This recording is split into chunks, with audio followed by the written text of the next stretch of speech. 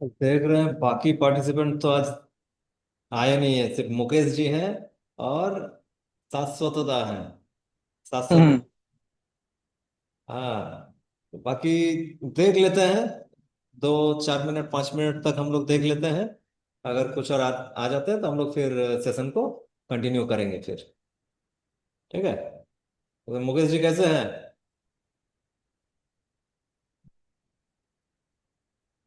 Hello. कोई आवाज आ रही है? सर मेरी आवाज जा रही है? हाँ, आपका आवाज हमको सुनाई पड़ रहा है। मेरा आवाज सुनाई? हेलो।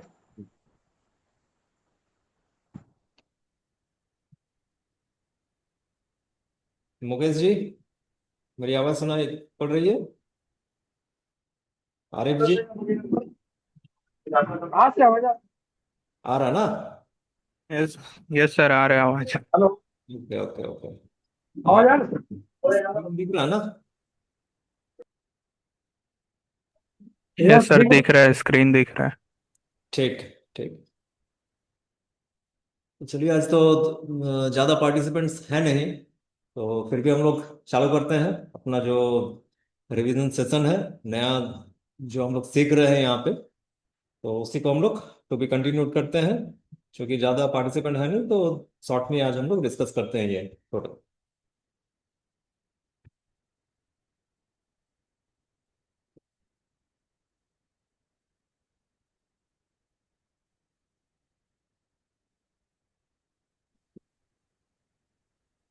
चलिए, ये जो हम लोग मई महीना से जो अपना मास्टरिंग द मार्केट का जो न्यू सेशन हम लोग जो स्टार्ट किए हैं, तो उसमें हम लोग काफी कुछ सीखने वाले हैं, जिसमें अभी हम लोग जो स्टार्टिंग जो हम लोग का पॉइंट है, जिसको जानना कोई भी बिगिनर्स है या जो मान लीजिए मार्केट में रिसेंट आए हैं, 3 महीना 6 महीना साल भर से काम कर रहे हैं, तो कुछ कुछ बेसिक थिंग्स होते हैं, बेसिक चीज है, तो उसको नजरअंदाज करके वो आगे बढ़ जाते हैं।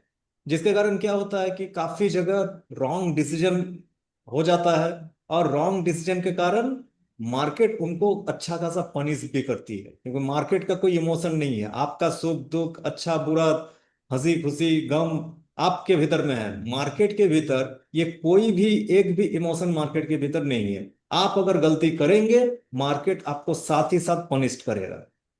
तो बिना जानकारी के हम लोग जब मार्केट में एंट्री कर जाते हैं, तो हम लोगों से अनजाने में कहिए या जानबूझ के कहिए, वो गलती हम लोग करना शुरू कर देते हैं, और मार्केट हमको पनिश भी करता है।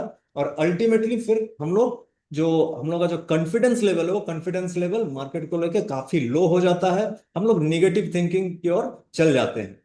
लेकिन अगर स्टार्टिंग से ही मार्केट में एंट्री करने से पहले अगर हम लोग जो सिंपली जो बेसिक थिंग्स है, वो बेसिक थिंग्स को अगर हम लोग जान के अगर मार्केट में एंट्री करते हैं, तो हम लोग का जो रिस्क लेवल जो होता है, वो रिस्क लेवल काफी लोअर आ जाता है। और प्रॉफिट करने का जो जगह है, वो प्रॉफिट करने का जगह हम लोगों का बहुत ज्यादा बढ़ जाता है। तो इसलिए हम लोग अभी जो ये जो सेशन है, ये सेशन में कुछ बेसिक जो पार्ट है, बेसिक पार्ट को हम लोग क्लियर कर रहे हैं। जिसमें से प्रीवियस जो हम लोग सेशन किए हुए थे, उसमें हम लोग कॉमन स्टॉक मार्केट का जो टर्म्स है, टर्मिनोलॉजी जो है, उसके बारे में हम लोग डिटेल्सली हम लोग बातचीत किए थे प्रीवियस सेशन में, जो प्रीवियस वीक में हुआ था। जिसमें हम लोग जाने थे कि इंडेक्स क्या है, निफ्टी 50, सेंसेक्स 30 ये क्या है, सेक्टोरियल इंडेक्सेस क्या होते हैं, लार्ज कैप स्टॉक्स किसको हम लोग मानते हैं या जानते हैं, मिड कैप स्टॉक्स क्या है, स्मॉल कैप स्टॉक्स जो है वो क्या होते हैं, ईटीएफ को किस तरह से हम लोग अपना यूज कर सकते हैं अपना ट्रेडिंग या इन्वेस्टमेंट जर्नी में। जिसमें ईटीएफ में जो है एक्सचेंज ट्रेडेड फंड में जैसे निफ्टी बीज है, आईटी बीज है, मोन 100, ये सारे ईटीएफ, इसके अलावा भी काफी और ईटीएफ अवेलेबल है, जिसको कि हम लोग बाई सेल करके अपना प्रॉफिट जनरेट हम लोग कर सकते हैं। उसके बाद आपका अनलिस्टेड शेयर्स भी मार्केट में ट्रेडेड होते हैं, जिसके बारे में काफी पर्संस को मालूम ही नहीं है कि अनलिस्टेड शेयर्स भी हम लोग उसमें इन्वेस्ट कर सकते हैं, और एक गेन वहां पे तैयार कर सकते हैं, लॉन्गर व्यू अगर रखते हैं तो। साथ ही साथ म्यूचुअल फंड जो है, म्यूचुअल फंड में भी इन्वेस्टमेंट का अपॉर्चुनिटी बहुत अच्छा है, बढ़िया है। और म्यूचुअल फंड के बारे में भी हम लोग डिटेल्स भी प्रीवियस सेशन में हम लोग बातचीत किए थे कि म्यूचुअल फंड में किस तरह से आप लोग इन्वेस्टेड हो सकते हैं। और ये सारे जितने भी हम लोग डिस्कशन यहाँ पे करते हैं, मैं सीधा अपना यूट्यूब चैनल जो है विनायक वेल्थ के नाम से, तो उस चैनल में मैं अपलोड भी कर देता हूँ, ताकि आप लोग या कोई भी जो न्यू कमर्स हैं, जो भी बिगनर्स हैं मार्केट में, वो स्टॉक मार्केट में एंट्री करने से पहले ये बेसिक थिंग्स को अपना माइंड में सेट करें, उसके बाद मार्केट में एंट्री करें। क्योंकि सिंपली होता है, कोई भी सेक्टर में अगर आप अपना करियर तैयार करना चाहते हैं, आप चाहे डॉक्टर बने, इंजीनियर बने, क्रिकेटर बने, या कुछ भी सेक्टर में आप जाइएगा, तो सबसे पहले आपको प्रिपरेशन करना पड़ता है, आपको एग्जामिनेशन देना पड़ता है, आपको प्रैक्टिकल वे में उसको जानना, समझना, सीखना पड़ता है। उसके बाद ही आप उस सेक्टर में कहीं पे आपको जॉब या आपको वहां पे प्लेसमेंट आपको मिल सकता है। लेकिन स्टॉक मार्केट में क्या होता है, स्टॉक मार्केट में कोई एग्जामिनेशन का सिस्टम है नहीं। किसी के पॉकेट में पैसा 5,000, 10,000, 20,000, चलो कोई फ्रेंड या कोई भी सजेस्ट कर दिया कि यहाँ पे बहुत पैसा जनरेट किया जाता है, आप आप या हम या कोई भी जो न्यू कॉमर्स बिगनर है, जिसका माइंड में उतना सब है नहीं, वो एंट्री कर जाते हैं। और बिना जानकारी का एंट्री करने से सिंपल है, मार्केट उसको पनिश करती है। तो हम लोग यहाँ पे जो ज्वाइन किए हैं, ये जो सेशंस हम लोग कर रहे हैं, हम लोगों का सिंपली एक थिंकिंग है कि अवेयरनेस स्टॉक मार्केट को लेके हर किसी के माइंड में रहे, खास करके इंडियन स्टॉक मार्केट का, जो कि लॉन्ग टर्म में आप यहाँ पे इनकम नहीं जनरेट करते हैं, यहाँ पे अपना वेल्थ आप क्रिएट कर सकते हैं। एक वेल्थ क्रिएशन का जगह है स्टॉक मार्केट, ये कोई गैम्बलिंग का जगह नहीं है। और गैम्बलिंग नहीं है तो सिंपली है कि आपको यहाँ पे जानकारी लेके ही आपको काम करना हो। तो चलिए, ये सेशन को हम लोग आगे बढ़ाते हैं। प्रीवियस वीक का जहां पे हम लोग क्लोज किए थे, म्यूचुअल फंड का जो पार्ट था उसको हम लोग क्लियर किए थे।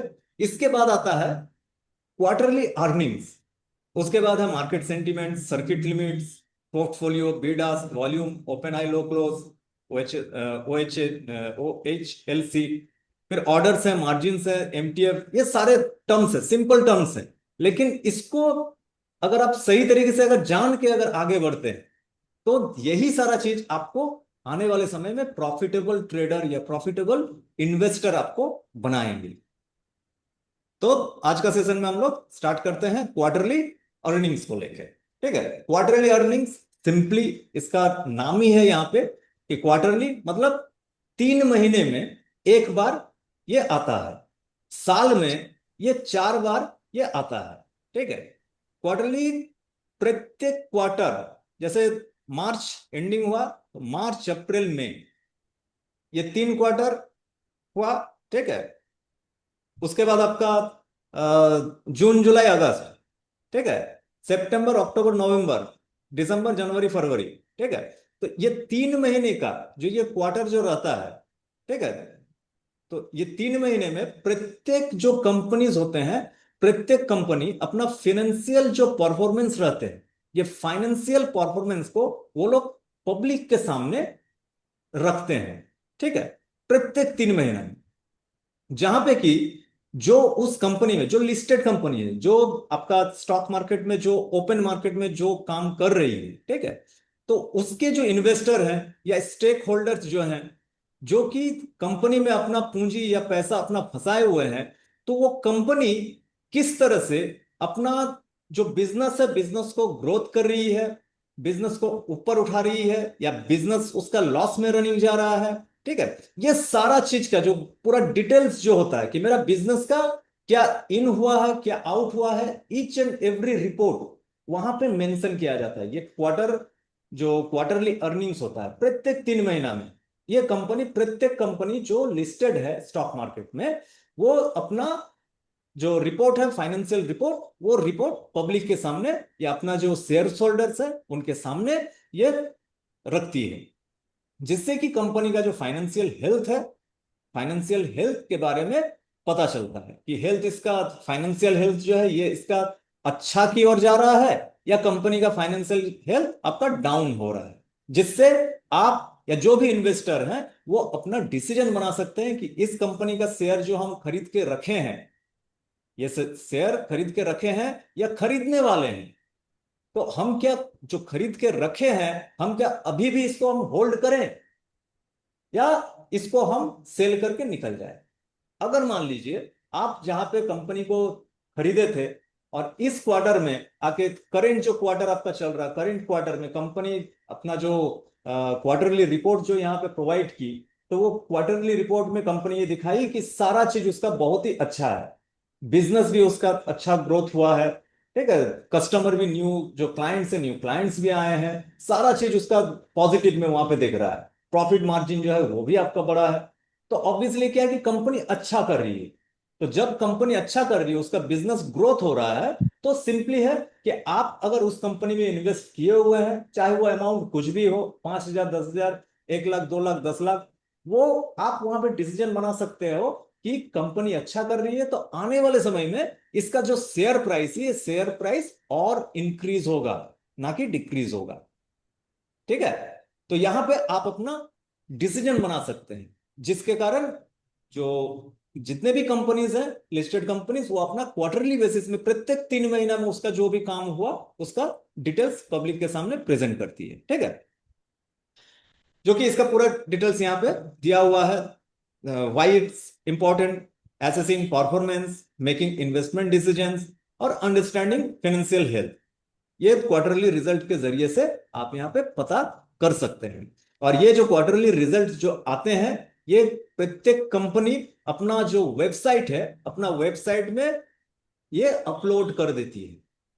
आप कोई भी कंपनी में, उस कंपनी का आप जब वेबसाइट में आप जाइएगा, वेबसाइट में उसका पूरा क्वार्टरली रिजल्ट आपको मिल जाएगा, और गूगल में भी ऑनलाइन में वो सारा रिपोर्ट आपका अवेलेबल रहता है। एनएससी का जो डेटाबेस है, एनएससी का जो आपका वेबसाइट है, एनएससी का वेबसाइट में जाके भी उस कंपनी का आप पूरा जो रिपोर्ट है, वो रिपोर्ट आप वहां पे देख सकते हैं, एनएससी या बीएससी का जहां पे लिस्टेड है, वहां पे आप इस कंपनी का परफॉर्मेंस और फाइनेंशियल जो रिपोर्ट्स है वो आप वहां पे देख सकते हैं। ठीक है। और फाइनेंशियल रिपोर्ट्स में मेनली क्या रहता है, जो कि नीचे देखिएगा की कंपोनेंट्स में क्या रहता है, इनकम स्टेटमेंट रहता है। ठीक है। इनकम स्टेटमेंट में क्या क्या होता है, रेवेन्यू, एक्सपेंसेस और नेट इनकम। रेवेन्यू मतलब जो सेल्स वो किए हैं, सेल्स के जरिए से वो रेवेन्यू कितना जनरेट किए, उसके बाद उनका एक्सपेंस कितना हुआ, और नेट इनकम कितना है। मतलब ओवरऑल अगर एक सिंपल टर्म में हम एक करें कि सेल्स वो किए हैं, 1 लाख रुपए का सेल्स किए, उसमें से एक्सपेंडिचर उसका हुआ 30,000 रुपया, बचा 70,000 रुपया। अब 70,000 में उसको टैक्सेस वगैरह दिस दैट काट कुट के उसका देखा गया कि नेट उसका 40,000 उसका नेट इनकम उसका आया है। तो ये कंपनी का जो परफॉर्मेंस जो आप जब देखिएगा उसका क्वार्टरली रिजल्ट, क्वार्टरली रिजल्ट में ये सारा चीज वहां पे दिया रहता है। उसके बाद क्या देखा जाता है, क्या वहां पे शो होता है, वो होता है बैलेंस शीट। बैलेंस शीट में क्या होता है, कंपनी का एसेट कितना है और लाइबिलिटीज कितना है। ठीक है। एंड इक्विटी जो है, इक्विटी उस क्वार्टर में कितना रह रहा है। प्रीवियस क्वार्टर का जब आप रिपोर्ट देखिएगा, प्रीवियस क्वार्टर में आप देखें कि एसेट कितना है। ठीक है। एसेट इसका बड़ा है या नहीं बड़ा है, लाइबिलिटी इसका बड़ा है ना घटा है, ये देखना है। और इक्विटी जो है, इक्विटी इसका किस कंडीशन में ये। ठीक है। ये जो हम लोग फंडामेंटली का जो सेशन करेंगे, इसमें और डिटेल्स में ये हम लोग बातचीत करेंगे। और सिंपली क्या होता है, बैलेंस शीट में एसेट और लाइबिलिटी आपका इक्वल होता है। एसेट जितना होगा, लाइबिलिटी भी उतना का ही होना चाहिए। अगर कहीं पे डिफरेंस आ रहा है, इसका मतलब बैलेंस शीट में कहीं ना कोई कुछ मिस्टेक वहां पे चल रहा है। और साथ ही साथ और एक जो मेन की कंपोनेंट्स यहां पे रहता है, वो क्या होता है, कैश फ्लो स्टेटमेंट। ठीक है। जिससे कि ये पता चलता है कि कंपनी का जो कैश फ्लो इन हैंड जो कैश है उसका ऑपरेशन के लिए, ऑपरेशन जो मेंटेनेंस हो रहा है उसके लिए, ठीक है, कितना पैसा उसका इन कैश आया, कितना पैसा उसका गया। ये कैश मतलब ये नहीं कि एकदम 500 1000 का नोट, 2000 का नोट देके वो कैश रखा हुआ है। ये कैश फ्लो एक टर्म है आपका फाइनेंशियल जो रिपोर्ट जो जनरेट होता है वहां पे। इसका भी बहुत सारा पार्ट है, मेनली 3 पार्ट रहता है। ये हम लोग फंडामेंटली जब हम लोग पार्ट में जाएंगे तो इसको डिटेल्सली ऑल हम लोग ट्रैक करेंगे। तो ओवरऑल यहाँ पे क्या है कि क्वार्टरली अर्निंग का रिपोर्ट जो आती है, जो कंपनी प्रोवाइड करती है, तो यहां से हम लोगों को कंपनी का फाइनेंशियल हेल्थ के बारे में पता चलता है कि प्रीवियस क्वार्टर से अच्छा है, प्रीवियस ईयर में इस क्वार्टर में वो जो रिजल्ट दिया था उससे अच्छा है, या खराब चल रहा है। अगर अच्छा हुआ है तो हम कंपनी में इन्वेस्ट कर सकते हैं, या इन्वेस्ट किए हुए हैं तो इन्वेस्टेड रह सकते हैं। ठीक है, और अगर खराब किया है रिजल्ट, अगर रिजल्ट उसका खराब आया है, तो अगर हम इन्वेस्टमेंट किए हुए हैं तो एक डिसीजन बन सकता है कि यहां से अपना जो पूंजी है, पूंजी हम कुछ दिन के लिए यहां से निकाल लें। ठीक है, और नया अगर करना चाहें इन्वेस्टमेंट, तो नया के लिए हम कुछ दिन अभी वेट करें। कंपनी का फाइनेंशियल जो ग्रोथ है या फाइनेंशियल हेल्थ जो है, वो नेक्स्ट क्वार्टर में हम फिर से ट्रैक करेंगे। अगर कंपनी अगर सही लाइन में अगर आ गया, तो फिर हम इसमें इन्वेस्टमेंट करेंगे। ये जनरली कौन ट्रैक करते हैं? जो लॉन्ग टर्म इन्वेस्टर होते हैं, वो लोग जो लॉन्ग टर्म में इन्वेस्ट करना चाहते हैं कि कोई कंपनी में 1 साल 2 साल 5 साल 10 साल के लिए हम इन्वेस्टेड रहेंगे, तो वो कंटिन्यूअस बेसिस में ये क्वार्टरली अर्निंग्स को कंपनियों के ट्रैक करते हैं। ठीक है, तो आने वाले समय में अगर कोई स्टॉक में, कोई कंपनी में आप अगर इन्वेस्टमेंट करना चाहें, ठीक है, कोई अगर मान लीजिए, बहुत सारे जब इस लाइन में रहेंगे तो बहुत सारे आपको रिकमेंड भी करेंगे, ठीक है, कि ये स्टॉक को उठा लो। बहुत सारे ऐसे आपको मैसेज भी आएंगे। ठीक है, उस कंपनी का नाम देखिएगा, कोई भी एक मतलब अननोन नाम भी रहेगा, कोई पेनी स्टॉक टाइप का रहा कि प्राइस रहेगा 1 रुपया 5 रुपया 10 रुपया, या कहीं कहीं कुछ अच्छा कंपनी के बारे में भी कहीं से आपको एडवाइस मिल गया। ठीक है, तो आप सीधा उस कंपनी, जो कंपनी का नाम है, उसका वेबसाइट में जाके उसका क्वार्टरली अर्निंग्स और ईयरली जो बैलेंस शीट जो होता है, वो आप देख के अपना डिसीजन बना सकते हैं कि इस कंपनी में इन्वेस्टमेंट हम कर सकते हैं या नहीं कर सकते। ठीक है, और इसका और एक आपका वेबसाइट है, ठीक है, screener.in करके, screener.in में जाके भी आप वहां पे अपना कोई भी कंपनी को डालिएगा तो उसका पूरा जो फंडामेंटली जो रिपोर्ट्स वगैरह जितना रहता है, वो सारा चीज आप वहां पे देख सकते हैं। ठीक है, screener.in है, स्टॉकेज आपका है, उसके बाद आपका टिकर टेप बोल के है। ठीक है, इस तरह के काफी बहुत सारे वेबसाइट्स हैं। और उसका आप शायद कुछ कुछ जो है उन लोगों का प्ले स्टोर में आपको ऐप भी मिल जाएगा। तो वहां पे वो आप डाउनलोड करके या डायरेक्ट वेब में जाके कोई भी कंपनी को आप ट्रैक कर सकते हैं, उसका फाइनेंशियल जो रिपोर्ट्स है उसको आप ट्रैक कर सकते हैं। ठीक है, तो ये है सिंपली क्वार्टरली अर्निंग्स का आपका पार्ट। इसको भी देखना काफी जरूरी है अगर आप कंपनी में इन्वेस्टमेंट करते हैं, थिंक रखते हैं कि लॉन्ग टर्म के लिए हम करने वाले हैं। ठीक है, उसके बाद सेकंड पार्ट होता है, और एक जो मार्केट टर्मिनोलॉजी में और एक पार्ट है, ये है मार्केट सेगमेंट। हम लोग मार्केट में तो आते हैं, लेकिन जनरली क्या होता है कि मार्केट में एंट्री करते हैं, समझ में नहीं आता कि करें क्या है, समझ में वहां पे नहीं आता है कि क्या करें। क्योंकि मार्केट में बहुत सारा चीज है। जब आप कोई भी ब्रोकर का ऐप खोलिएगा, तो ऐप खोलते ही आपका दिमाग थोड़ा देर के लिए हैंग हो जाएगा, इतना सारा वहां पे डेटा आपको देखने को मिल जाएगा। ठीक है, तो सबसे पहले आपको यह जानना जरूरी है कि मार्केट में क्या क्या सेगमेंट्स हैं, कौन कौन से सेगमेंट्स हैं, किस किस सेगमेंट में हम काम कर सकते हैं, और कौन सा सेगमेंट मेरे लिए बेटर है। मेरे लिए बेटर है मीन्स मेरा कैपिटल के लिए बेटर है। क्योंकि आप यहाँ पे पैसा लेके आइएगा, यहाँ पे खाली हाथ कोई भी आता नहीं है। खाली हाथ भले ही चल जाता है, कोई यहाँ पे खाली हाथ आता नहीं है, लेके ही आता है, लेके ही आपको आना पड़ेगा, एंट्री करना पड़ेगा। लेकिन अगर आप सही ढंग से अगर मार्केट में अगर रहे तो आप टिके रहिएगा। अगर गलती किए तो मार्केट आपको खाली हाथ यहां से अपना घर भी भेज देगी। ठीक है, तो एंट्री करने से पहले हमको यह जानना जरूरी है कि मार्केट में कौन कौन सा सेगमेंट है, वहां पे किस तरह से हम काम कर सकते हैं। तो यहां पे देखिएगा, सिंपली यहां पे लिखा हुआ है मार्केट सेगमेंट्स में क्या क्या है। प्राइमरी मार्केट है, सेकेंडरी मार्केट है, इक्विटी डेरिवेटिव्स मार्केट है, कोमोडिटी डेरिवेटिव्स मार्केट है, करेंसी डेरिवेटिव्स मार्केट्स है, और डेट मार्केट है। ठीक है, तो प्राइमरी मार्केट, ये प्राइमरी मार्केट क्या होता है? प्राइमरी मार्केट जहां पे कंपनीज अपना मतलब फर्स्ट टाइम अपना स्टॉक का लॉन्चिंग करती है, वो है प्राइमरी मार्केट। जिसको हम लोग जानते हैं किस नाम से, एकदम चालू भाषा में जो नाम से हम लोग जानते हैं वो है आईपीओ, इनिशियल पब्लिक ऑफरिंग। तो आईपीओ का जो मार्केट है, वो मार्केट क्या है? आपका प्राइमरी मार्केट उसको कहा जाता है। कि वो जो कंपनी है, जो कंपनी आपका अभी तक स्टॉक मार्केट में लिस्टिंग नहीं हुआ है, जिसका ओपन मार्केट में आप खरीद बिक्री उसका शेयर का आप नहीं कर सकते हैं, वो अभी आपका आईपीओ प्राइमरी मार्केट में वो अभी है। ठीक है। जैसे आप साल 2 साल पहले, 3 साल पहले शायद आपका आया था इसका LIC, life insurance corporation of India. तो 2 साल पहले तक, 3 साल पहले तक उसका क्या था, ओपन मार्केट में उसका शेयर नहीं था। तब एलआईसी क्या किया, हम इसका आईपीओ लेके आ रहे हैं। अब आईपीओ का जो प्राइमरी मार्केट में जब आईपीओ आता है, इसके बारे में हम लोग प्रीवियस सेशन में भी बातचीत किए हुए थे, यहाँ पे शॉर्ट में मैं बताऊंगा कि प्राइमरी मार्केट में आईपीओ में क्या होता है कि जो कंपनीज अपना आईपीओ लाना चाह रही है, तो वो वहां पे क्या होता है, उनके जो प्रोमोटर्स होते हैं, वो प्रोमोटर्स अपने जो शेयर हैं वो शेयर को ओपन मार्केट में सेल करती हैं, और हम आप रिटेल और एचएनआई और इंस्टीट्यूशन जो होते हैं वो उसको बाय करते हैं। ठीक है। तो फर्स्ट टाइम जब आईपीओ में जो आप शेयर लेते हैं, तो आईपीओ में जब लॉन्चिंग होता है तो यहां पे क्या होता है, लॉट साइज में लॉन्च होता है। उस सेबी का उसका एक पूरा मतलब एक प्रोसीड्यूर है, वो प्रोसेस को फॉलो अप करना पड़ता है आईपीओ में। ठीक है। डीआरएचपी लाना, ठीक है, उसके बाद पब्लिकली वो आपका रोड शो वो करना, मर्चेंट बैंकर को वहां पे इशू करना। ठीक है।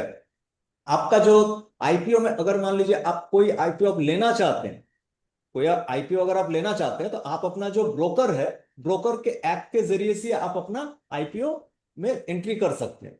अब मिनिमम जो आईपीओ का अमाउंट होता है वो अप्रोक्सीमेटली 14 से 15,000 का एक लॉट का आपका रहता है। ठीक है। उसमें 15,000 में अब कंपनी का शेयर जितने का है, जैसे मान लीजिए कोई कंपनी अपना शेयर आईपीओ का लॉन्चिंग प्राइस लगा 500 रुपया, 500 रुपया अगर वहां पे प्राइस रखेगा, तो आप अगर 15,000 वहां पे आप इन्वेस्ट कर रहे हैं एक लॉट के लिए, तो आप 30 शेयर आपको मिलने वाला है, अगर आपको अलॉट होता है तो। ठीक है। वहां पे रिटेल का एक पोर्शन रहता है, एचएनआई का एक पोर्शन रहता है, इंस्टीट्यूशन जो है उन लोगों का एक पोर्शन रहता है।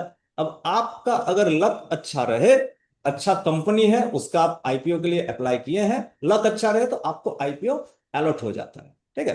तो ये अगर एक लॉट के लिए अगर आप जाते हैं, तो एक लॉट के लिए क्या है, आप अपना 15,000 जो है वो क्या करेगा, जो ब्रोकर है आपका, वो आईपीओ का आपका जो पेमेंट जो आप कीजिएगा, तो आपका यूपीआई के थ्रू से वो पेमेंट वो रिसीव करते हैं।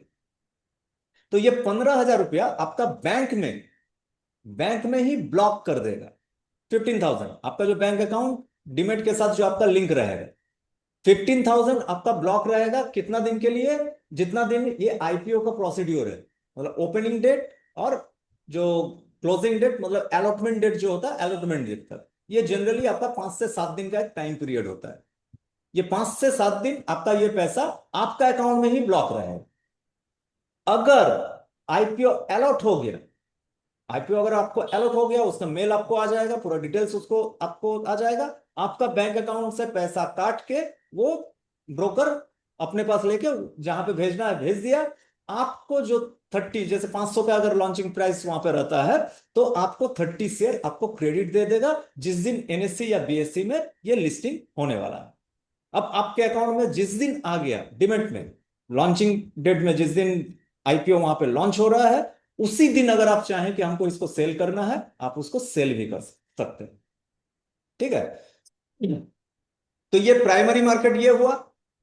और सेम जिस दिन लॉन्च हुआ और आप वहां पे सेल कर रहे हैं, मान लीजिए आप वहां पे लिए थे 500 के जगह में, वो लॉन्च हुआ कितना में, लिस्टिंग हुआ, लॉन्च में लिस्टिंग जो हुआ वो 800 रुपया में लिस्टिंग हुआ। तो 800 रुपया में अगर लिस्टिंग हुआ, तो एक शेयर में आपको 300 रुपया का फायदा हो रहा है। तो 30 शेयर में आपको फायदा कितना हो रहा है, लगभग 24। ठीक है। तो आपको लगा कि हमको ये 15,000 लगा के, ये जो मेरे पास आ रहा है 2,500-3,000 जो भी आ रहा है, ठीक है, ये बढ़िया है, इसको हम सेल कर देंगे। तो आप अब जो सेल कर रहे हैं अपना आईपीओ में लिया हुआ शेयर को, ये जो जहां पे आप सेल कर रहे हैं, ये हो गया क्या, सेकेंडरी मार्केट। वहां पे आपके पास से हम वहां पे ये सोच के बैठे हुए हैं कि ये जो 800 रुपया भी चल रहा है, ये 800 से 1600 जाने का ये कैपेसिटी रखता है, तो हमको ये लग रहा है कि ये और ऊपर जाएगा, इसलिए हम आपके पास से खरीदें। तो सेकेंडरी मार्केट में क्या हो रहा है कि मेरा और आपका जो शेयर है यही हम लोग कंटिन्यूअस बेसिस में एक्सचेंज करते हैं। यहां पे अब क्या है कि कंपनी डायरेक्ट आपको नहीं देती, कंपनी का डायरेक्ट जो शेयर आपको मिलता है वो आईपीओ में ही मिलता है, ठीक है। और बाकी यहां पे हम लोग सेकेंडरी मार्केट में अपना जो एक्सचेंज है वो एक्सचेंज हम लोग करते हैं। तो यहां पे सेकेंडरी मार्केट में जो एक्सचेंज करेंगे हम लोग, सिंपली जो स्टॉक्स हैं, जितने भी लिस्टेड कंपनीज हैं, आपका एनएससी बीएससी मिला के ऑलमोस्ट 7,500 8,000 प्लस का आपका कंपनीज है, ये सारे कंपनीज में हम लोग अपना बाय या सेल हम लोग कर सकते हैं, ठीक है। इन्वेस्टमेंट कर सकते हैं या ट्रेडिंग कर सकते हैं, ये सेकेंडरी मार्केट। और इसके साथ साथ और एक सेगमेंट होता है जिसको कहा जाता है इक्विटी डेरिवेटिव, ठीक है। प्राइमरी मार्केट और सेकेंडरी मार्केट ये क्लियर है, आशा करते हैं। आईपीओ और सेकेंडरी मार्केट जहां पे बाई सेल होता है स्टॉक का, ठीक है। तो यहां पे इक्विटी डेरिवेटिव ये क्या है, ये भी एक सेगमेंट है। और ये अगर कहा जाए तो सबसे वास्ट आज जो ट्रेडिंग होता है, ये इक्विटी डेरिवेटिव सेगमेंट में ही सबसे ज्यादा ट्रेडिंग होता है, ठीक है। ये इसको सिंपली भाषा में हम लोग जानते क्या है, किस नाम से? Futures and options. Futures and options, ये फ्यूचर एंड ऑप्शंस जो कि डेरिवेटिव के नाम से भी जाना जाता है, ये आपका जो इंडेक्सेस है, इंडेक्स का भी फ्यूचर एंड ऑप्शन होता है। और इंडिविजुअल जो स्टॉक्स हैं, इंडिविजुअल स्टॉक्स का भी फ्यूचर एंड ऑप्शन होता है, लेकिन सारे स्टॉक्स का नहीं होता। कुछ सिलेक्टेड स्टॉक्स है, उनका ही फ्यूचर एंड ऑप्शन में आप ट्रेड कर सकते हैं, ठीक है। तो निफ्टी 50, जैसे जब आप मार्केट में जाइएगा तो निफ्टी का दो तरह का चार्ट आपको देखने को मिलेगा। ये मैं निफ्टी का एग्जांपल में बता रहा हूं। इक्विटी डेरिवेटिव आपको निफ्टी में भी मिलेगा, बीएससी में मिलेगा, बॉम्बे स्टॉक एक्सचेंज में, ठीक है। बीएससी का भी अपना है, ठीक है, सेंसेक्स का। और जो फिन निफ्टी है, मतलब फाइनेंशियल निफ्टी का जो इंडेक्स है, उसका भी आपको मिलेगा। मिड कैप निफ्टी जो है, मिड कैप निफ्टी का भी आपको इक्विटी डेरिवेटिव आपको मिल जाएगा। और बैंक निफ्टी जो है, बैंक निफ्टी का भी आपको मिल जाएगा, ठीक है। इक्विटी डेरिवेटिव ये जो इंडाइसेस है, इंडाइसेस का भी ये आपको मिलता है। तो जब आप चार्ट में जाइएगा या ब्रोकर का जो ऐप में जाइएगा, तो आपको देखिएगा निफ्टी का एक आपका मिलेगा स्पॉट, एक स्पॉट प्राइस मिलता है, और एक आपको मिलेगा निफ्टी का फ्यूचर, ठीक है। निफ्टी का एक क्या होता है, स्पॉट होता है, और निफ्टी का एक फ्यूचर होता है। इन जनरल आप जब देखिएगा, निफ्टी का स्पॉट जो है, स्पॉट अगर आपका चल रहा है 25,000, 25,000 में, तो निफ्टी का जो फ्यूचर है, वो फ्यूचर आपका चलता कितना में है? 25,100 में या 25,200 में, ठीक है। निफ्टी का जो फ्यूचर है वो फ्यूचर 25,100 या 25,200 में जनरली होता है, ठीक है। अब पूछिएगा ये क्यों होता है? तो ये फ्यूचर का जो होता है ये कॉन्ट्रैक्ट है, ये कॉन्ट्रैक्ट होता है ये। और ये कॉन्ट्रैक्ट यहां पे एक्सचेंज में एनी टाइम 3 महीने का कॉन्ट्रैक्ट अवेलेबल रहता है, 3 महीने का कॉन्ट्रैक्ट अवेलेबल रहता है। जैसे अभी कौन सा महीना चल रहा है? जून 2025। तो जून का कॉन्ट्रैक्ट आपको मिलेगा, जुलाई का कॉन्ट्रैक्ट मिलेगा, और अगस्त का कॉन्ट्रैक्ट आपको मिल जाएगा, ट्रेड करने के लिए, आपको काम करने के लिए, ट्रेडिंग करने के लिए, ठीक है। उसमें जब जाइएगा तो आपको क्या दिखेगा कि जून का जो फ्यूचर है, जून का फ्यूचर आपका चल रहा है कितना? 25,100 में। स्पॉट प्राइस कितना? 25,000। निफ्टी का स्पॉट प्राइस 25,000 है। जून का जो फ्यूचर है वो 25,100 में चल रहा है, ठीक है। जुलाई का जो फ्यूचर है वो देखिएगा 25,200 में चल रहा है। और अगस्त का जो फ्यूचर है वो 25,300 में चल रहा है, ठीक है। ये मैं एग्जांपल बता रहा हूं, एग्जैक्ट फिगर अलग अलग हो सकता है। तो ये क्या है, फ्यूचर कंट्रैक्ट है। ये फ्यूचर कंट्रैक्ट कौन करते हैं? जो एक्सपीरियंस ट्रेडर्स हैं या जो इंस्टीट्यूशंस हैं, वो लोग फ्यूचर में अपना पोजीशन बनाते हैं। ठीक है। उन लोगों को ये लगता है, उन लोगों को ये लगता है कि निफ्टी आज जिस जगह आज 25,000 में है, तो ये हो सकता है आज से 3 महीना बाद ये 27,000 तक जा सकती है। 25,000 से 27,000 तक जा सकती है। तो आज अगर हम निफ्टी का फ्यूचर, जुलाई महीने का फ्यूचर 25,300 में अगर खरीद के रख लेते हैं, तो जब ये 27,000 जाएगी, तो ये 2,000 पॉइंट का वहां हमको बेनिफिट वहां पे मिलेगा। तो 2,000 पॉइंट का बेनिफिट मीन्स एक ह्यूज बेनिफिट होता है। वो लगभग 1.5 लाख 2 लाख का प्रॉफिट वहां पे जनरेट होगा। लेकिन अगर वहां से नीचे आ जाता है, तो वहां पे लॉस भी उन लोगों को लेना पड़ सकता है। ठीक है। तो ये फ्यूचर का जो पार्ट है, ये सिंपली मैं आप लोगों को बता, इसमें अभी डिटेल्स में नहीं जाऊंगा। डिटेल्स में जो हम लोग लास्ट में जब इस सेशन कंप्लीट करेंगे, ये पूरा जो पोर्शन है उसमें फ्यूचर एंड ऑप्शन का भी पार्ट है, वहां पे डिटेल्स भी ये सारा डिस्कस और मैं करूंगा। यहाँ पे एक चीज सिंपल पकड़ना है, जैसे स्पॉट प्राइस और फ्यूचर प्राइस में जो डिफरेंस है, तो इसको एक नॉर्मल हम लोग का चालू भाषा में अगर हम लोग ये करते हैं, जैसे हम लोग मिल्क खरीदते हैं जनरली। ठीक है। अब मतलब ये कहने का क्या है कि स्पॉट का प्राइस कम है, फ्यूचर का प्राइस ज्यादा क्यों होता है? तो एक्चुअली ये क्या होता है, ये डिराइव करता है, ये किसी के ऊपर, मतलब किसी और का वैल्यू के ऊपर से फ्यूचर का वैल्यू डिपेंड करता है। जैसे हम लोग अगर बाजार में मिल्क खरीदने जाएं, तो मिल्क जनरली क्या है, 55-60 रुपया लीटर मिलता है। ठीक है।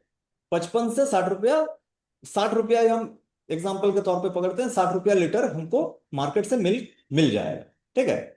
लेकिन वही मिल्क से बना हुआ अगर हम पनीर खरीदने जाएं, बना तो है वही दूध से ही, वही मिल्क से ही बना है पनीर। ठीक है।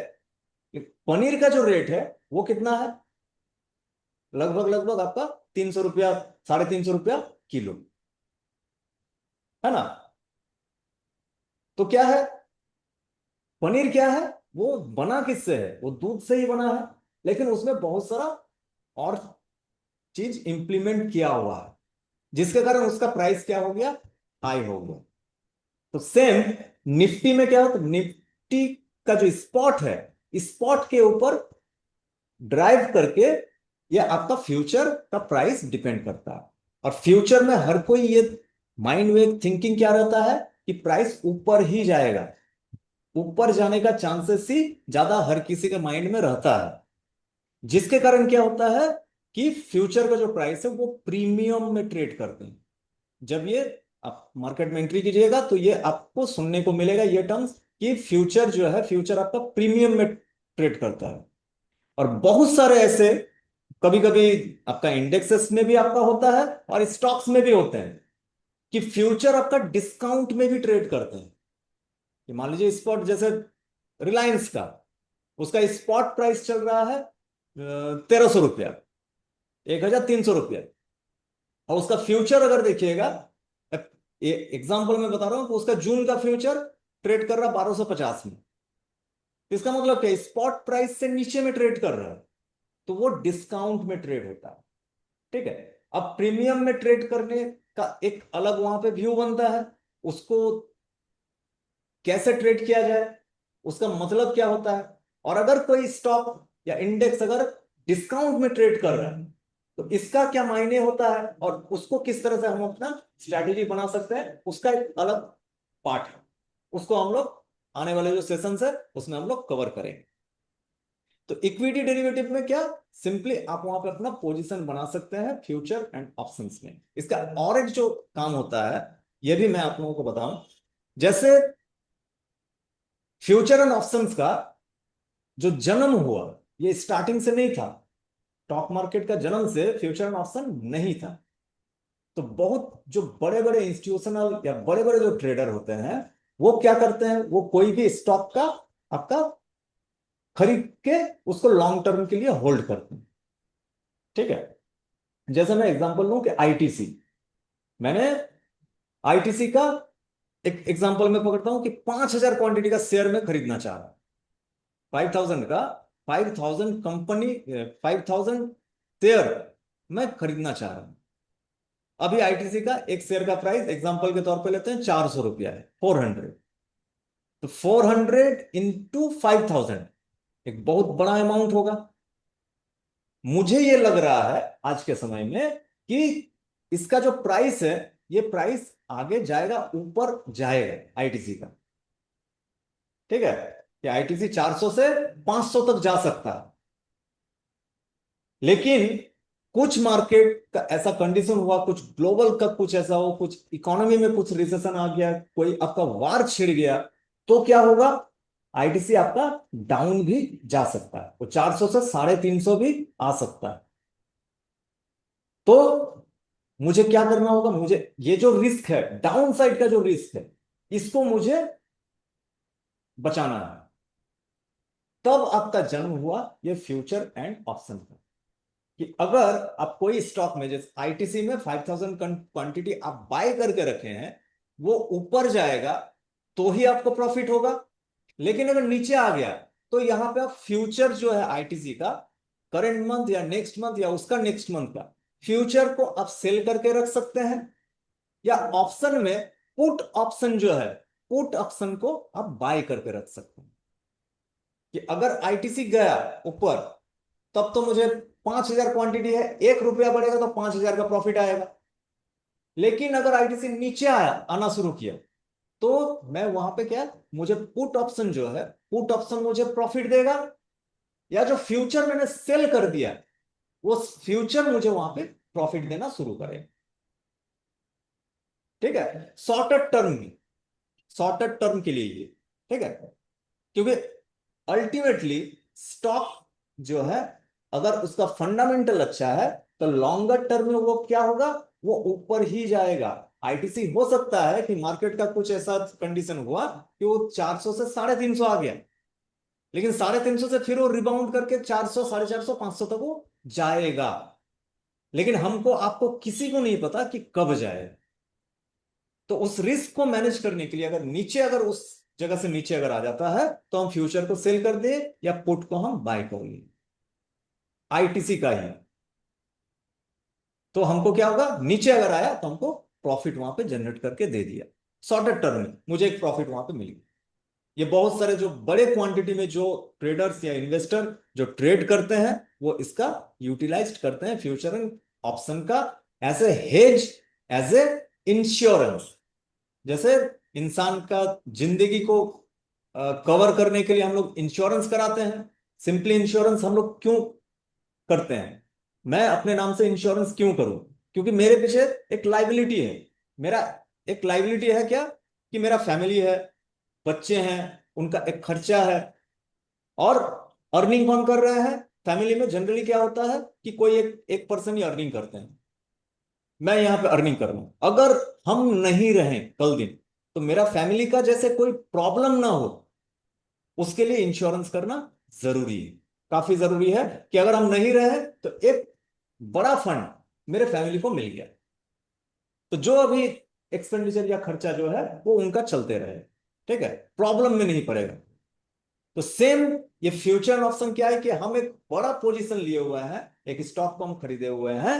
ठीक है, अगर कोई कारण बस निगेटिविटी के कारण कुछ अगर नीचे आता है, तो ये हमको क्या है, इंश्योरेंस प्रदान करता है। फ्यूचर ऑप्शन जो है, ये हेज या इंश्योरेंस हमको प्रदान कर रही है, कि शॉर्टर टर्म में हमको लॉस नहीं दिखेगा। ठीक है, अगर 5,000 क्वांटिटी में रहा है, 5,000 अगर 10 पॉइंट अगर गिरा 400 से, अगर आईटीसी 390 में आ गए, तो मुझे 50,000 का लॉस दिखेगा। लेकिन अगर हम पुट ऑप्शन एक अगर हम बाय करके रखे हैं, अगर एक लॉट भी अगर हम खरीद के रखे हैं, तो वो मेरा कितना पॉइंट आएगा, मोटा मोटी अगर 10 पॉइंट वहां पे नीचे अगर गया है, तो ये भी आपका 4-5 पॉइंट आपका इंक्रीज होगा जहां पे हम खरीदे हैं। ठीक है, 4-5 पॉइंट अगर इंक्रीज होता है, तो ऑलमोस्ट क्या है कि एक, वो क्वांटिटी के हिसाब से डिपेंड करता है। जैसे आईटीसी का लॉट साइज होता है फ्यूचर एंड ऑप्शन में 1600 का, तो अगर 5,000 क्वांटिटी अगर आप खरीदे ना, 3 लॉट आप वहां पे खरीद लिए पुट का। ठीक है, तो वो अगर आपका 5 पॉइंट अगर नीचे आ जाता है, 6 पॉइंट नीचे आ जाता है, तो आपको लगभग लगभग 20, 25, 30,000 रुपए का आपको प्रॉफिट वहां पे दे देगा, शॉर्टर टर्म में। यहाँ पे आपका इक्विटी लॉस देख रहा है 50,000, इधर से आपको प्रॉफिट कितना जनरेट हो रहा है? 20 से 25 हजार। तो ओवरऑल लॉस कितना दिखेगा? 25 हजार का। ये आपका हेज हो गया। ठीक है। इस तरह से इक्विटी डेरिवेटिव का यूज करते हैं। और बहुत सारे जो एक्सपीरियंस ट्रेडर है, न्यू कमर बिल्कुल नहीं, जो एक्सपीरियंस ट्रेडर हैं, जो मार्केट में कम से कम 3 साल 4 साल 5 साल 6 साल से मार्केट में ट्रेड कर रहे हैं, मार्केट का बड़ा बड़ा जो 440 का जो झटका है, झटका ऑलरेडी वो लोग खा चुके हैं, एक्सपीरियंस अपना गेन कर चुके हैं, वो लोग इक्विटी डेरिवेटिव में ट्रेड भी करते हैं। वो ट्रेड आपका नेकेड ट्रेड भी होता है, हेज ट्रेड भी होता है, स्ट्रेटजीज के ऊपर से भी ट्रेड होता है। ठीक है। लेकिन न्यू कमर को कोई भी, हम क्या, किसी को भी, कोई भी मेंटर को आप पूछिएगा, वो डायरेक्ट आपको बोलेंगे कि इक्विटी डेरिवेटिव फ्यूचर ऑप्शन में स्टार्टिंग में मत एंट्री कीजिए। पहले आप बेसिक जो इक्विटी इन्वेस्टमेंट है, ट्रेडिंग है, उसके ऊपर आइए, फिर आप इक्विटी डेरिवेटिव में जाइएगा, कम से कम 1 1.5 साल 2 साल मार्केट में पार करने के बाद। ठीक है। तो ये एक सेगमेंट है, इस सेगमेंट में भी अच्छा खासा ट्रेड होता है, आप भी कर सकते हो, लेकिन प्रॉपर नॉलेज के साथ। विदाउट नॉलेज जाइएगा, हाथ जल जाएगा। हाथ जल जाएगा मीन्स अकाउंट आपका पूरा साफ हो जाएगा, ब्लो हो जाएगा। अब इसके बाद क्या है मार्केट सेगमेंट में? और एक सेगमेंट क्या है? Commodity derivative. जैसे सेकेंडरी मार्केट और इक्विटी डेरिवेटिव में, स्टॉक्स में हम लोग काम करते हैं या फ्यूचर ऑप्शन में हम लोग काम करते हैं, तो मार्केट का एक टाइमिंग है। 9:15 में मार्केट ओपन होती है सबके लिए, और 3:30 में मार्केट क्लोज होती है, एनएससी और बीएससी अपना। ठीक है।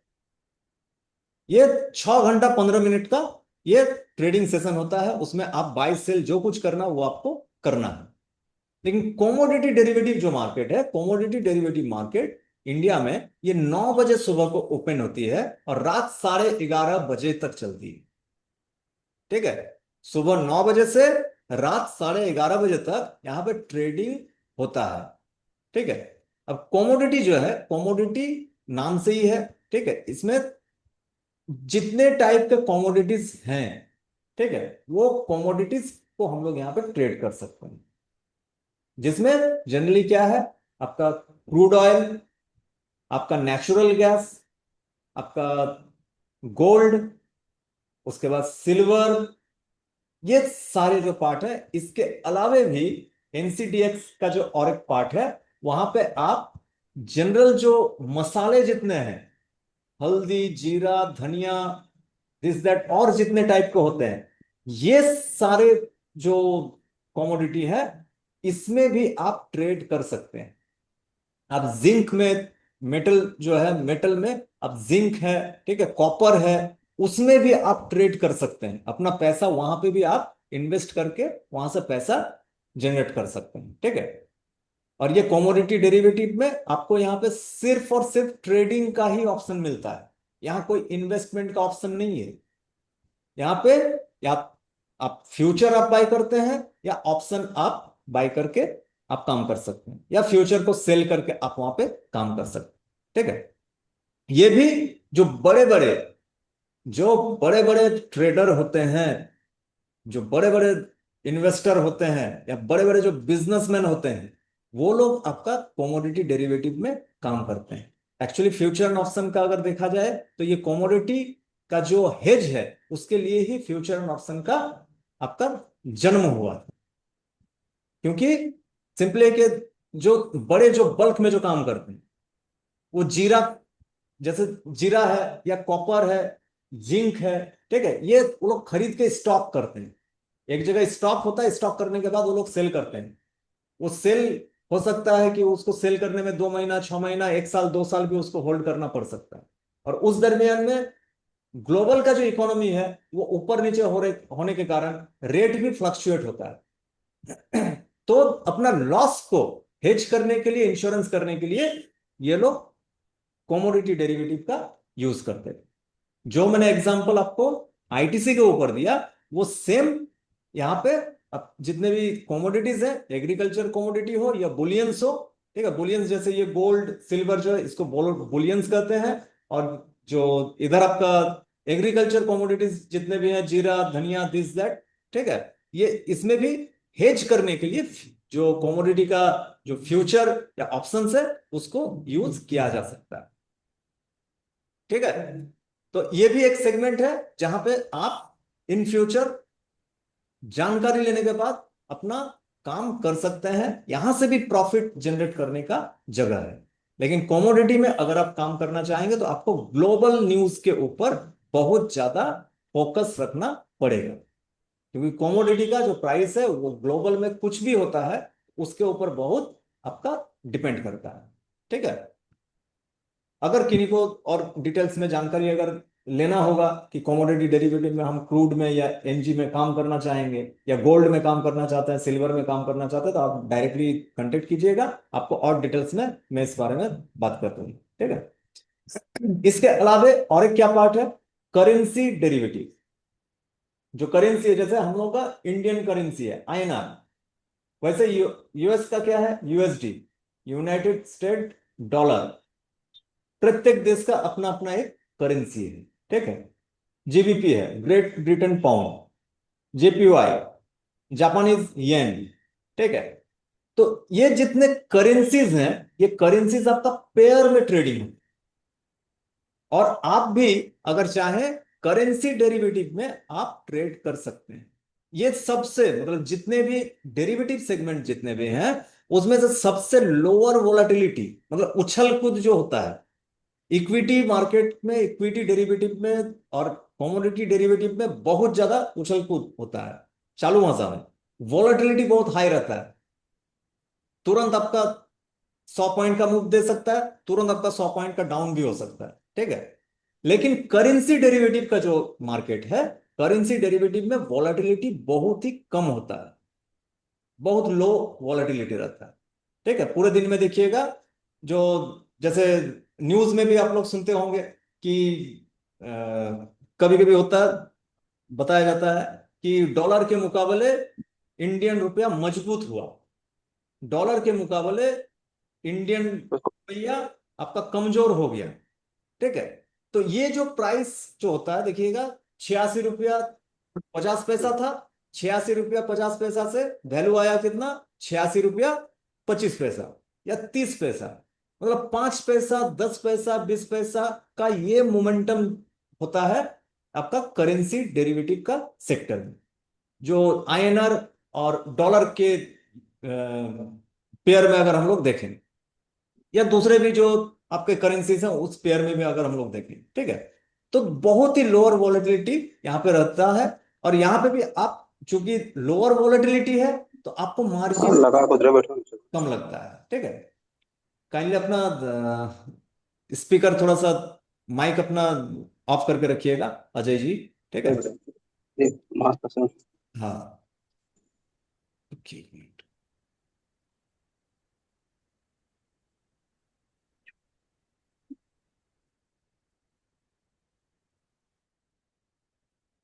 ठीक है, तो ये करेंसी डेरिवेटिव में चूंकि वॉलेटिलिटी कम है, तो यहां पे आपको जो मार्जिन जो होता है, ये मार्जिन भी हम लोग सीखेंगे मार्जिन एक्चुअली है क्या।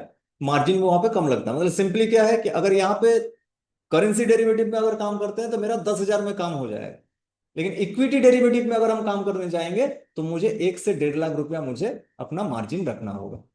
इतना डिफरेंस होता है। यहाँ पे 10,000 20,000 में काम कर सकते हैं, वहां पे 1 लाख 1.5 लाख हमको लेके काम करना पड़ेगा। मतलब मार्केट का जो वोलाटिलिटी है, मार्केट का वोलाटिलिटी के ऊपर से आपका अमाउंट भी होना चाहिए। इसलिए फ्यूचर ऑप्शन में बहुत सारे ऐसे पर्सन हैं, न्यू कमर्स हैं, 10,000 20,000 है, कहीं से या तो सैलरी आया है या पॉकेट मनी है, कहीं किसी के पास से सुन लिया कि पैसा यहाँ पे डालने से तो पैसा बढ़ जाता है, तो लगा दिया 5,000 10,000 20,000, एक दो बार प्रॉफिट आ गया अचानक से विदाउट नॉलेज, और एक बार ऐसा ट्रेड किया पूरा का पूरा एक ही बार में टान लिया मार्केट, पूरा अकाउंट खाली। तो अगर फ्यूचर ऑप्शन में काम कब करना चाहिए, जब आपका कैपिटल, मैं मतलब कहता हूं कि मिनिमम, मिनिमम भी ये सबसे मिनिमम है कि 10 lakhs अगर आपका कैपिटल साइज हो तो आपको फ्यूचर ऑप्शन के बारे में सोचना चाहिए, वो भी प्रॉपर नॉलेज लेने के बाद। प्रॉपर नॉलेज लेने के बाद 10 लाख अगर कैपिटल रहे, तब फ्यूचर ऑप्शन के जो सेगमेंट है वहां पे आपको मतलब झांकना चाहिए। वो आपका मिनिमम क्राइटेरिया है, क्योंकि एफएनओ का मार्केट जो है वो 1,000 लाख करोड़ का मार्केट है। 5 लाख 10 लाख वहां पे कुछ नहीं बुझाता है। ठीक है। तो इससे आगे और एक जो आपको सेगमेंट मिलेगा स्टॉक मार्केट का, जो डिमेट अकाउंट है उसके थ्रू से आप कर सकते हैं, वो आपका डेट मार्केट। ठीक है। ये डेट मार्केट क्या है? डेट मार्केट है आपका, इन जनरल टर्म्स में क्या होता है कि एक सिक्योर्ड इनकम का, जैसे मुझे सोर्स चाहिए, गारंटेड इनकम का मुझे सोर्स चाहिए। जैसे हम लोग क्या होते हैं, अगर हमको गारंटी चाहिए कि मेरा पैसा भी, कैपिटल जो है, कैपिटल भी मेरा सिक्योर रहे, और साथ साथ मुझे कुछ इंटरेस्ट जो है, इंटरेस्ट भी हमको मिल जाए, मेरा पैसा भी कुछ बढ़े, तो हम लोग कहाँ जाते हैं? बैंक, पोस्ट ऑफिस में हम लोग जाके अपना पैसा को इन्वेस्ट करते हैं। और बैंक पोस्ट ऑफिस के अलावे भी एक मार्केट है डेट मार्केट, जहां पे आपको क्या क्या मिलते हैं? ट्रेजरी बिल्स मिलता है, कॉर्पोरेट बॉन्ड्स मिलते हैं, एनसीडीज मिलते हैं। NCDs mean non convertible debentures. उसके बाद स्ट्रक्चर्ड प्रोडक्ट्स आपको मिलते हैं, गवर्नमेंट सिक्योरिटीज मिलते हैं, और कुछ जो फिक्स्ड इनकम इंस्ट्रूमेंट होते हैं। ठीक है, वो फिक्स्ड इनकम इंस्ट्रूमेंट भी आपको वहां पे मिलते हैं, लाइक कमर्शियल पेपर्स और सर्टिफिकेट ऑफ डिपॉजिट। ठीक है। और ये भी मतलब जैसे बैंक में आपका सिक्योर रहता है, उस तरह से ये जो पार्ट है, ये पार्ट भी आपका सिक्योर होता है। और इसको पूरा पूरी आपका ये जो डेट मार्केट है, इसमें सेबी का, रिजर्व बैंक ऑफ इंडिया का, हर किसी का यहाँ पे परमिशन लेने के बाद ही कोई कंपनी यहाँ पे अपना कोई भी इस तरह का डेट प्रोडक्ट जो है ये पब्लिकली इशू कर सकती है। अपने मन से कोई नहीं कर सकता, चाहे कॉर्पोरेट बॉन्ड हो या एनसीडीज हो। और प्रत्येक का एक क्या होता है, एक आपका क्रेडिट रेटिंग दिया जाता है कि ए है, ए प्लस है, ए डबल प्लस है, ए ट्रिपल प्लस है। ठीक है। इस तरह का एक रेटिंग रहता है प्रत्येक प्रोडक्ट का। और इन जनरल इसमें क्या होता है कि अगर आप बैंक में पैसा रखते हैं, तो वहां पे आपको अगर रेट ऑफ इंटरेस्ट अगर मिलता है 6-7%, तो यहाँ पे ये जो डेट मार्केट का जो इन्वेस्टमेंट होता है, यहाँ पे आपको उससे थोड़ा ज्यादा रेट ऑफ इंटरेस्ट आपको मिलता है। हो सकता है 9%, 10%, 11% तक भी आप यहां से डेट प्रोडक्ट से आप अपना रिटर्न जनरेट कर सकते। ठीक है। इसके बारे में भी डिटेल्सली और हम लोग डिस्कस करेंगे आने वाले समय में। तो ये भी एक मार्केट है जिसके बारे में बहुत कोई है जो कि जानते नहीं। लेकिन आप अगर चाहें तो आप अपना पैसा यहाँ पे जो डेट मार्केट का जो इंस्ट्रूमेंट है, आप अपना डिमेट अकाउंट के थ्रू से, आपका जो डिमेट अकाउंट होगा, जो भी ब्रोकर हम ये सजेस्ट करते हैं, जो फुल टाइम ब्रोकर हाउस है, ठीक है, जो वेल्थ मैनेजमेंट करते हैं, जो सिर्फ ब्रोकिंग का पार्ट करते हैं, हम नाम नहीं ले रहे हैं, बहुत सारे डिस्काउंट ब्रोकर्स हैं, बहुत ऐड आपको देखने को मिलेगा। ठीक है। बहुत बोलते हैं कि मेरा ब्रोकरेज चार्जेस इतना है, कम है, ये है, वो है, दिस है, दैट है। ठीक है। लेकिन उन लोगों का फिजिकली आपको प्रेजेंस नहीं मिलेगा। आपका लोकल एरिया जो है, लोकल एरिया में आपको ऑफिस नहीं मिलेगा। ठीक है। हो सकता है एक सेंट्रलाइज्ड ऑफिस बनाया हुआ है, वो मुंबई, दिल्ली, हैदराबाद कहीं पे होगा। अगर आप वेल्थ प्रोडक्ट, ये प्रोडक्ट एक्चुअली क्या है, डेब्ट मार्केट का प्रोडक्ट जो है, ये वेल्थ प्रोडक्ट्स हैं।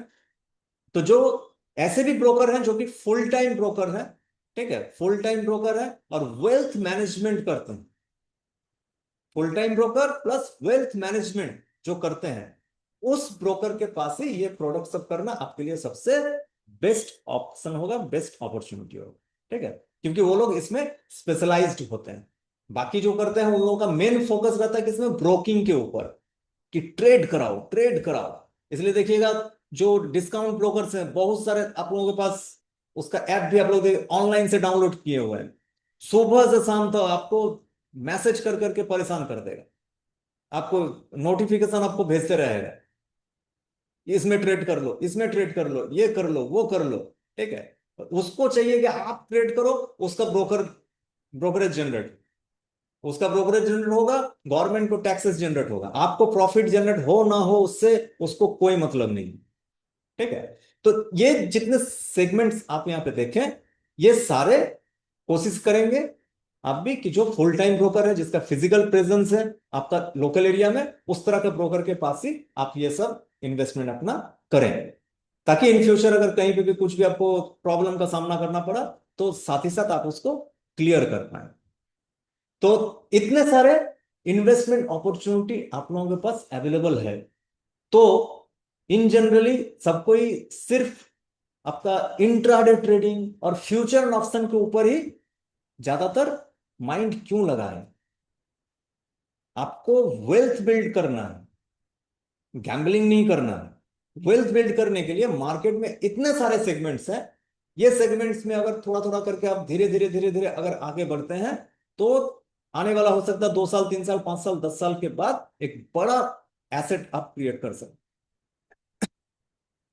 लेकिन एक माइंडसेट क्या है कि सिंपली आप देखिएगा, कोई भी आपके रहेंगे, आपके फ्रेंड्स में हो, आपका खुद का हो, मेरा खुद का था, ठीक है, हम दूसरे को क्या बोलेंगे कि सिंपली क्या है कि 10 लाख रुपया लेके हम अपने डीमेट में 10 लाख रुपया घुसाएं। अब 10 लाख रुपया जो हम घुसाए हैं, हमको रोज मेरा ये मेंटेलिटी मेरा सेट हो जाता है कि रोज मुझे 20,000 करके निकालना, या रोज मुझे 10,000 हमको निकालना। अरे 10 लाख रुपया लेके हम काम कर रहे हैं, 10,000 नहीं निकालेंगे तब तो कुछ होगा ही नहीं। रोज, डेली, ठीक है। तो अगर 10 लाख लेके अगर मेरा माइंड सेट अगर ये रहा कि डेली मुझे 10,000 रुपया निकालना है, तो पूरा महीना में आपका 20 से 22 ट्रेडिंग सेशन होता है, हम 20 ही पकड़ते हैं। 20 सेशन मतलब 2 लाख रुपया मेरा आएगा महीना का। 2 लाख रुपया मेरा अर्निंग का हम थिंकिंग हम कर रहे हैं कि महीना में 10 लाख रुपया मेरा कैपिटल रख के 2 लाख रुपया मुझे कमाना है। तो साल में कितना हो गया? 2 लाख अगर महीना में होता है तो साल में कितना हो गया? 24 लाख, 24 लाख। मतलब 10 लाख प्लस 24 लाख, 34 लाख एक साल में। बहुत बढ़िया। लेकिन यही 10 लाख जब आप बैंक में रखते हैं, यही 10 लाख जब आप बैंक में रखते हैं, बैंक आपको क्या बोलता है कि भैया 10 साल बाद आना, 10 का 20 लेके जाना। 10 साल बाद आना और 10 का 20 लेके जाना। आप भी एक सर्टिफिकेट दे देता है, उसको लेके आते हैं घर में, आके बक्सा अलमारी कहीं पे घुसा के रख देते हैं। वहां पे एक चूं तक आवाज नहीं उठता है कि भैया हमको डेली हमको 5,000 रुपया देना होगा। नहीं बोल सकते हैं और बोलते भी नहीं है कोई। तो बैंक से हम क्या 10 साल में, मतलब वहां पे रिटर्न रेट ऑफ जो रिटर्न है, आरओआई कितना है साल का? 7%, 7%। मतलब 10 लाख में वो साल में कितना जनरेट कर रहा है? 7% कितना होता है? 70,000 10 लाख में आपको दे रहा है। वही हो रहा ना, 10 लाख का अगर 7% होता है, और 10 लाख का 10% आपका 1 लाख होता है, तो 7% आपका 70,000 होगा अप्रोक्सीमेटली। और उसको कंपाउंडिंग करके वो आपको 10 साल में आपको रिटर्न दे रहा है, डबल। और आप यहाँ पे थिंकिंग, जब मार्केट में कोई नया नया आते हैं 10 लाख रुपया लेके, डेली का 10,000 का हमको थिंकिंग होता, महीने का तो छोड़ दीजिए, साल का कितना? 24 लाख। और यहाँ पे साल में मिलेगा कितना? 70,000। तो एक्सपेक्टेशन जो होता है, एक्सपेक्टेशन हम लोगों को रियलिटी के साथ रखना है। एक्सपेक्टेशन हमको, मतलब वो होता है ना, बियॉन्ड द इमेजिनेशन, वो नहीं करना है। अब महीना में 1%, 1.5%, 2% चलिए स्टॉक मार्केट में है, आप वो एक्सपेक्टेशन रख सकते हैं। लेकिन महीना में 20% का एक्सपेक्टेशन अगर आप रखिएगा तो आपका कैपिटल निश्चित तौर पे आपका डूबेगा, क्योंकि आप सिर्फ और सिर्फ रिस्क इंस्ट्रूमेंट में आ जाइए। लेकिन एक्चुअल में स्टॉक मार्केट क्या है? स्टॉक मार्केट मतलब रोज पैसा कमाने का जगह नहीं है। स्टॉक मार्केट है आपका एसेट बिल्डअप करने का, वेल्थ क्रिएशन करने का जगह। जिससे आपको करना क्या चाहिए कि 10 लाख मेरे पास है, तो 10 लाख में हम ये जो मार्केट्स हैं, ये सारे जो मार्केट्स हैं, जो सेगमेंट्स हैं, ये सेगमेंट्स को भी अगर इसका थोड़ा सा डीप में जाएंगे तो और आपको सब सेगमेंट आपको मिलेगा। तो आपको अपना एसेट बिल्डअप करने के लिए विभिन्न इंस्ट्रूमेंट जो है उसमें आपको पैसा को इन्वेस्ट करना होगा, वो करना चाहिए। ना कि 10 लाख रुपए कोई एक स्टॉक में लगा के हमको महीना में 20% जनरेट करने का थिंकिंग करना चाहिए। यही एक मेजर कारण है कि स्टॉक मार्केट में ज्यादातर आदमी आते हैं और पैसा को लूज करके जाते हैं, पैसा डुबा के जाते हैं, क्योंकि वो डाइवर्सिफिकेशन नहीं करते। वो primary market, secondary market, equity, derivative, currency, commodity, debt market, इसके बारे में कुछ उसके पास एक्सपीरियंस नहीं है, नॉलेज भी नहीं है। कोई बोल दिया इसमें पैसा बढ़ेगा, लगा दो। तो अगर आप स्टार्ट करना चाहते हैं छोटा अमाउंट से, यहाँ पे 10 लाख मैंने एग्जांपल बताया, आप पूरा अपना जो वेल्थ क्रिएशन का जो काम है वो आप 1,000 रुपया से भी स्टार्ट कर सकते हैं। 1,000 रुपया से भी आप स्टार्ट कर सकते हैं, उसका भी ऑप्शन है। कभी आमने सामने आके यहाँ पे बैठिएगा, सामने में अगर मौका मिले तो वो भी आपको मैं डिटेल्सली और भी मैं बता पाऊंगा कि किस तरह से आप 1,000 रुपया से एक लॉन्ग टर्म अगर आप थिंकिंग रखते हैं, 5 साल, 10 साल, 20 साल, तो आप किस तरह से एसेट अपना बना सकते हैं। महीने का 1,000 रुपया या साल का 10-20 हजार, 50 हजार रुपया अगर आप साइड में ये स्टॉक मार्केट में अगर आप इन्वेस्टमेंट करते हैं, उसका किस तरह से आप कर सकते हैं, ये भी है। बहुत सारे पर्सन करते हैं और किए हैं, एसेट बिल्ड किए। मेरे बहुत सारे दोस्त हैं, 2 साल, 2.5 साल, 3 साल में अपना जो पोर्टफोलियो है, पोर्टफोलियो को डबल कर चुके हैं। पोर्टफोलियो जो उसका वैल्यू था, वो पोर्टफोलियो का वैल्यू डबल हो चुका है। तो पेशेंस रख के काम करना, ठीक है। तो ये जो मार्केट सेगमेंट है, ये मार्केट सेगमेंट एक हुआ। और इसमें भी जब सब सेगमेंट में जाते हैं, जैसे प्राइमरी सेकेंडरी मार्केट में जब जाते हैं हम लोग, तो वहां पे क्या है, आपको सेक्टर्स आपको मिलेंगे, बहुत सारे सेक्टर्स हैं। जो कंपनीज हैं, सब कंपनीज कोई ना कोई स्पेसिफिक सेक्टर में वो अपना बिजनेस को रोल आउट कर रही है, बिजनेस को अपना ग्रोथ कर रही है, बढ़ा रही है। जिसमें से कुछ मेजर सेक्टर जो है फाइनेंस, जिसमें बैंक, आपका बैंकिंग सेक्टर जो है, इंश्योरेंस सेक्टर्स हैं, ठीक है, ये लोन वगैरह देने वाले जितने भी आपका कंपनीज हैं, गोल्ड लोन, मुथूट वगैरह वगैरह जितना है, ये सारे आपके फाइनेंस सेक्टर में आते हैं, ठीक है। एक बहुत वास्ट सेक्टर है, पूरा इकोनॉमी के साथ जुड़ा हुआ सेक्टर है एफएमसीजी। एफएमसीजी क्या है? Fast moving consumer goods. FMCG में जितने भी आपका मतलब कंज्यूमर का यूटिलाइज करने वाला, रोज का जरूरत का जितना भी खाने पीने का या इस्तेमाल करने का जितना भी सामान है, वो सारा सामान ये एफएमसीजी सेक्टर्स के जो कंपनीज हैं, वो कंपनीज तैयार करते हैं और सप्लाई करते हैं। फिर हेल्थ केयर है, हेल्थ केयर सेक्टर में आपका जितना भी फार्मा कंपनीज है, मेडिकल्स कंपनीज है, हॉस्पिटल्स हैं, ठीक है, ऑक्सीजन सप्लायर्स हैं, ये सारे आपके आगे कहाँ पे, हेल्थ केयर सेक्टर में। फिर आईटी, इंफॉर्मेशन टेक्नोलॉजी सेक्टर्स, जितने भी आईटी से रिलेटेड जितने भी स्टॉक्स हैं, वो इस सेक्टर में आपका आपको मिल जाएंगे। फिर कंज्यूमर ड्यूरेबल, जिसमें ज्यादातर इलेक्ट्रॉनिक्स गुड्स वगैरह वगैरह सारा चीज का आपका होता है, जिसमें वोल्टास देख लीजिए, ठीक है। इस तरह के बहुत सारे कंपनी जो टीसीएल वगैरह, बहुत सारे कंपनीज यहाँ पे भी आपको मिल जाएंगे, ठीक है। एनर्जी सेक्टर में, एनर्जी आज के डेट में सबसे मतलब डिमांडेबल सेक्टर अगर कहा जाए तो एनर्जी सेक्टर है, जिसमें से ग्रीन एनर्जी के ऊपर हर देश का, हर कंट्री का जो गवर्नमेंट है वो फोकस कर रही है ग्रीन एनर्जी के ऊपर, ठीक है। तो इसके साथ साथ इंडस्ट्रियल प्रोडक्ट्स हैं, रियल एस्टेट के कंपनीज हैं, ठीक है। ये आपका मेजर सेक्टर ये है। इसके अलावा भी और भी बहुत सारे सेक्टर्स हैं, ठीक है। तो इन सब सेक्टर्स के ऊपर भी आप जब कोई इन्वेस्टमेंट का प्लानिंग आप कर रहे हैं, तो इन सब सेक्टर्स के ऊपर भी आपको थोड़ा बहुत नॉलेज आपको लेना होगा कि आप जो कंपनी में इन्वेस्ट कर रहे हैं वो कंपनी किस सेक्टर से आती है, वो सेक्टर का फ्यूचर आपको किस तरह का दिख रहा है। अगर आप इन्वेस्टमेंट करना चाह रहे हैं कि 6 महीना, 1 साल, 2 साल के लिए इस कंपनी में हम पैसा इन्वेस्ट करेंगे, तो आपको सेक्टर का आउटलुक आपको देखना होगा, जानकारी लेना होगा, तब जाकर उस सेक्टर में आप कोई भी अपना इन्वेस्टमेंट का डिसीजन आप बना सकते हैं, ठीक है। तो ये सिंपली है मार्केट सेगमेंट्स। इसको आशा करते हैं कि आप लोगों को थोड़ा बहुत हम मेरे पास जो था वो हम आप लोगों को शेयर कर पाए हैं। आप लोगों का भी नॉलेज में कुछ बढ़ोतरी हुआ है। ठीक है, पहले जो था उसके ऊपर से। तो आज वैसे टाइम भी आपका ओवर हो रहा, 1 घंटा से ऊपर जा रहा है, वैसे टॉपिक्स तो और भी बहुत सारे हैं। ठीक है, तो बाकी के जो टॉपिक्स हैं वो हम लोग, आज हम लोग 2 टॉपिक्स को कवर किए। कल हम लोग बाकी ये डिटेल्स में, ये भी बहुत ही छोटा नाम सब है, लेकिन इसका बहुत बड़ा बड़ा काम है। तो ये सब टॉपिक भी कल हम लोग कवर करने वाले हैं।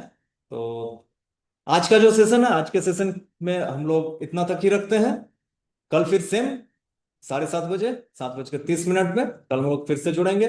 और आप लोगों से एक रिक्वेस्ट है, काइंडली थोड़ा सा हम अपना टाइम को मेंटेन करते हैं, क्योंकि मान लीजिए अगर ऐसा हो कि 7:30 बजे टाइम दिया हुआ है और सेशन अगर स्टार्ट करें 7:45 बजे, आप लोग अगर ज्वाइन करके बैठे रहे तो आप लोगों को कैसा लगेगा?